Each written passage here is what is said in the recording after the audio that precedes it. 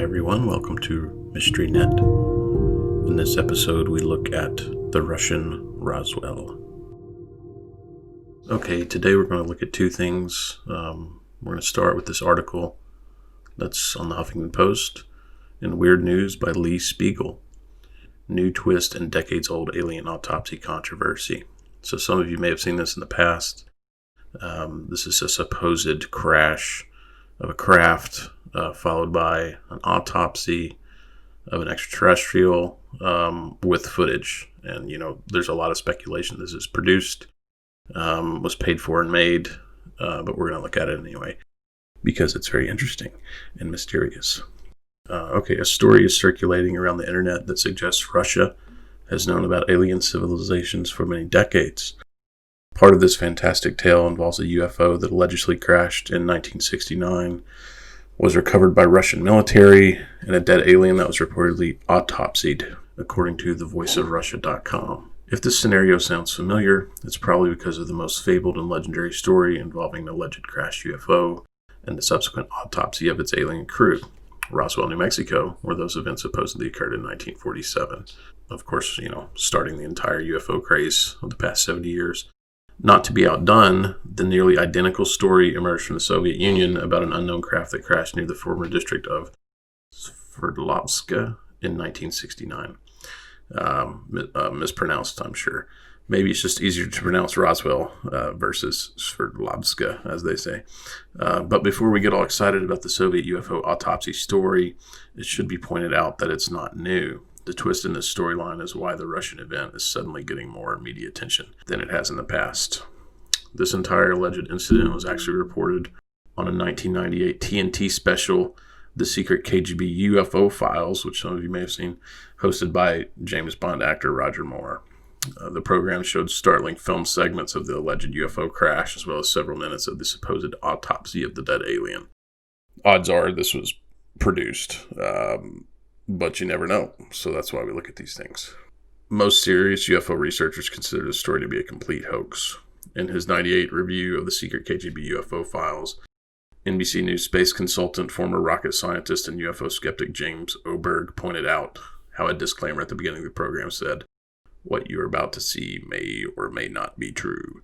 And at the end, Oberg writes, 2 screens full of warning messages were even more to the point. One paragraph read, "The producers disclaim and do not guarantee the accuracy or truthfulness of any of the documentation or materials that have been provided by any source. The materials and opinion presented on this program, including documents, film, photo, or video footage, come from the sources and are not the responsibility of the producers." Pretty standard disclaimer there, especially for something, as revelatory or faked as this could be. And we'll look at the footage here shortly, and you can decide for yourself.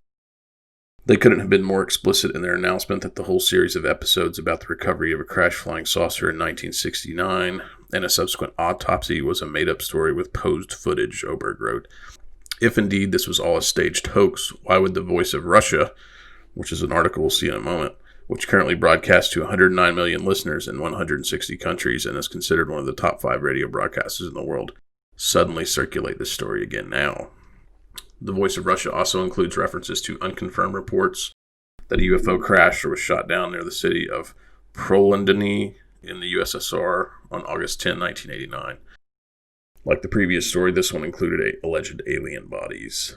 Those aren't the only dubious stories involving UFOs and aliens to originate in Russia without any major media fanfare in the US or anywhere else. Of course, there's droves and droves of KGB files.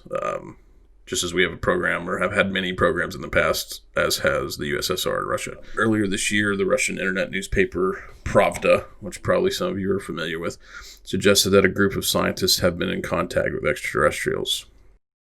According to Pravda, retired Ministry of Defense official Alexei Savin revealed to journalists that in the late 1980s, a group of researchers from the Expert Management Unit of General Staff managed to make contact with representatives of another civilization. That's interesting. The Pravda story reported how the Ministry of Defense in the mid-80s organized a large-scale study of paranormal phenomena. The military training site was not a random choice. Experts have long come to the conclusion that UFOs inevitably appear in places where military equipment and weapons are tested. Vasily Yarmolenko, a member of the Academy of Security, Defense, and Law Enforcement, and formerly with the Soviet Union Security Agency, the KGB, was quoted by Pravda as saying that, quote, "The UFO topic today is ubiquitous precisely because of its scandalous nature. Serious scientists are not willing to identify their position on this issue." Aside from the question of why the 1969 crashed UFO ET autopsies making the rounds again, is it a surprise that mainstream U.S. media hasn't paid more attention to these stories over the years? I would say they should. That's why we do it here. Okay, so after digging around, 2 of the 3 articles cited in this Huffington Post article are now gone from the internet, as is often the case with things like this. I'll put the links to all of these in the video description, and you can see for yourself, even by clicking through the links on the Huffington Post article. These things are now gone, mysteriously. We do have one, though. We have one of the 3. So we will go to that one. This is from Pravda Report. Headline, X-Files of Soviet Defense Ministry Exposed. In Soviet times, the Ministry of Defense was working on a secret project aimed at creating a superhuman with paranormal abilities. Under this project, a group of scientists managed to get in touch with a foreign civilization. The head of this top-secret project shared some details with reporters for the first time. Okay. On a regular winter day in Moscow, in the comfort of a room with a fireplace, journalists were given a real sensation. A senior retired official of the Ministry of Defense, Lieutenant General in Reserve, PhD, a fellow of the Academy of Natural Sciences, Alexei Savin, said that in the late 1980s, a group of researchers from the Expert Management Unit of General Staff managed to make a contact with representatives of another civilization. Interestingly, none of the journalists were particularly surprised, but rather relieved with the confession. Vasily Yarmolenko, a Major General of FIB in Reserve, academic of the Academy of Security, Defense, and Law Enforcement, was the first to speak to the press. In Soviet times, he served in the KGB and supervised the Air Force and development of aviation technology. Among his assignments was collection of information by the Air Force of the facts of appearance of unidentified flying objects. According to Vasily Yarmolenko, by that time there was an ample amount of such information. Missile units were even given a directive in case of detection of UFOs. The main task was not to create opportunities for reciprocal aggression. In 1983 to 84, at the testing grounds of the Academy of Sciences, the Ministry of Defense and the KGB organized a large-scale study of paranormal phenomena. The military training site was not a random choice. Experts have long come to the conclusion that UFOs inevitably appear in places where military equipment and weapons are tested. This was quoted in the previous article, that exact bit there. We can say that we learned to summon UFOs. To this, we dramatically increased the number of military flights and movement of the equipment. If the intensity on our side increased, UFOs appeared with the probability of 100%, explained Yarmolenko. After 6 months of tests, the authoritative commission came to 3 main conclusions. This is big stuff here, folks. First, modern science was not yet able to identify such phenomena. Second, it could be reconnaissance equipment of the US or Japan, which is still the case today. Third, it could be an impact of extraterrestrial civilization. The UFO topic today is ubiquitous. Precisely because of its scandalous nature, serious scientists are not willing to identify their position on this issue. Pilots often see such objects, as we have recently with the Tic Tac video, the gimbal video, and the Go Fast video. But they have a veto on this topic, so do astronauts. In confidential conversations, they talk about their experiences meeting with UFOs, but they are afraid to speak publicly about this, said Yarmolenko.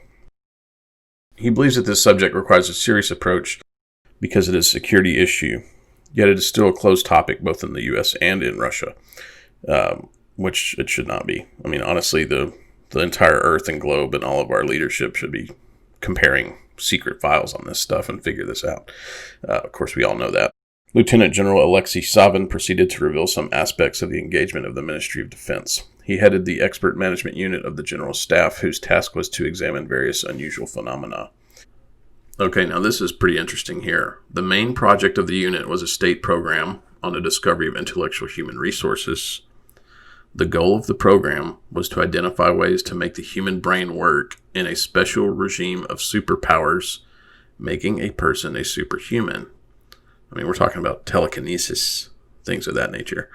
The scientific council of the program was led by an academician, Natalia Bektareva, who until her death served as a scientific director of the Institute of Human Brain of RAS, the Russian Academy of Sciences. Over 200 highly skilled professionals from across the country participated in the program. This is a quote. In the process of research, we came to the conclusion that a human was an energy and information system that receives information from outside. This is precisely why a human can manifest paranormal abilities, said Alexei Saban. In order to identify this external source of information, 3 groups were created. One group was formed from scientists, another from military, and the third one was composed of women. That's interesting. The group of women made the most significant progress in the research. Saban explained that they wanted to make a contact with representatives of other civilizations, and we did it. Wow. According to him, a special method has been developed that allowed the human brain to tune into a contact. We had to tune energy contour of the human brain to a particular wave like a radio, Alexei Saban explained. This is amazing. No hypnosis, drugs, or other similar methods were used in the course of the experiment. A special system of testing was also developed to separate the incoming reports from hallucinations and insanity of the experiment participants. Wow. The experimental results were impressive. 6 participants were given a chance of physical contact, and 2 of them even managed to visit an alien ship. According to Saban, representatives of extraterrestrial civilizations revealed themselves gradually, giving away the information as they saw fit. In particular, they talked about their government structure and education system. No information on the military could be obtained. The only thing they agreed to share was a scheme of the equipment for the diagnosis and treatment of various diseases. The head of the experiment explained that humans were like small children to them. Quote, "Our civilization is too young to be of interest to them as a subject for dialogue. Because we are also a part of the universe, we may harm ourselves and other civilizations with our foolish actions, so they are looking out for us." The program of communication with extraterrestrial intelligence had been developed for several years until politics intervened. In 1993, the study was stopped and the unit disbanded. According to Saban, he was able to retain only a small number of documents. Most of them, including photo reports, are still in the archives of the Ministry of Defense. Incidentally, the unique method for the development of the phenomenal abilities of an individual, until recently, was used in the academy named after Gagarin, until it was disbanded by the former Defense Minister, Serdyukov. Yet the core of the research team was preserved. 4 years ago, we tried to repeat the experiment and were successful, said Alexei Saban. According to him, today this work continues, and the quote, "brains and talented people are still present in the defense industry." Answering the question of Pravda, why it was decided to announce it to the media, Saban replied, "Why hide something from people? Instead, they need to prepare for new challenges." There we go. We're talking about disclosure coming. He believes that there are 2 global challenges today: climate change and the shortage of water, drinking water. Russia has a special role in this process. When we pass the point of bifurcation, people from all over will run to us. How will we meet them? With weapons? Of course, we will have to negotiate. Maybe all this is a puzzle from the textbook for young civilizations. Perhaps aliens have arranged an experiment to see how we would handle it. So this is interesting stuff from, top government officials in Russia. Okay, folks, this is big stuff. It's either legitimate or it is a KGB hoax. They've been known to do such things. This feels like it could be either, but you can decide for yourself. I do want to say, after the collapse of the Soviet Union, the oldest Soviet paper, founded in 1903, Pravda, split into 3 different papers. Significant members of the main editorial staff left Pravda to form the online news and opinion website pravda.ru. That's where this source is. That's where this article comes from. I do want to note that they have been called out for some controversial articles.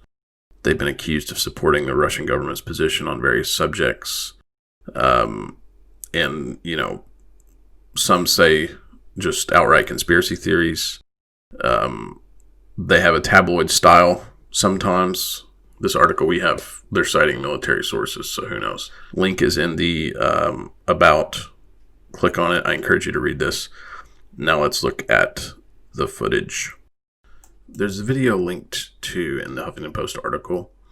However, that does not include all of the footage I want to show you from this event.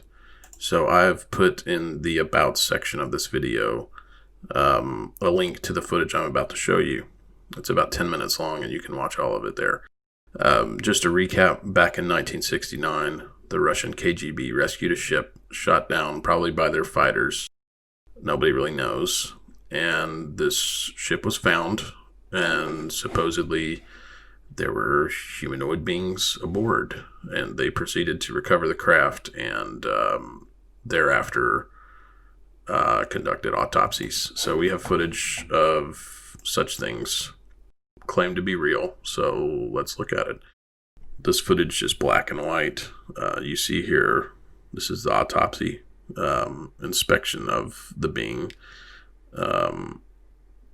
looking in its mouth, looking at injuries, see what kind of injuries it may have, looking at its tongue, its dental makeup. I mean, this is really, really great special effects, or the real thing here, folks. I mean, look at this. Watch them peel this part off. I mean, come on. That's somebody's working in Hollywood if they're making this stuff. Now we're going to go to the crash footage. So you see here at the top of the crash footage, a KGB stamp, soldiers on their way to the site. The saucer's right over there. So they approach it. You see the saucer in the ground. I mean, something like this could pretty easily be made and produced, but it's super interesting. I wish we could find a higher quality of this. If anybody does, please add it in the comments and tag us. I've always wanted to see a higher quality version of this video. And, you can see them dragging stuff off, recovering pieces from this crash. The crash video is interesting, but, back to the autopsy. The autopsy stuff's the most, I think, profound to me. It just looks so authentic. And certainly this can be done in Hollywood. But you have to understand, this footage has been around a long time. So whoever faked this, they did a damn good job of it. If that is indeed what it is. There you have it, folks. That is the Russian UFO crash. Supposed KGB cover-up of 1968-69. Supposedly this happened in March of 69. That is the end of today's episode. Please like and subscribe, and stay tuned for more from Mystery Net.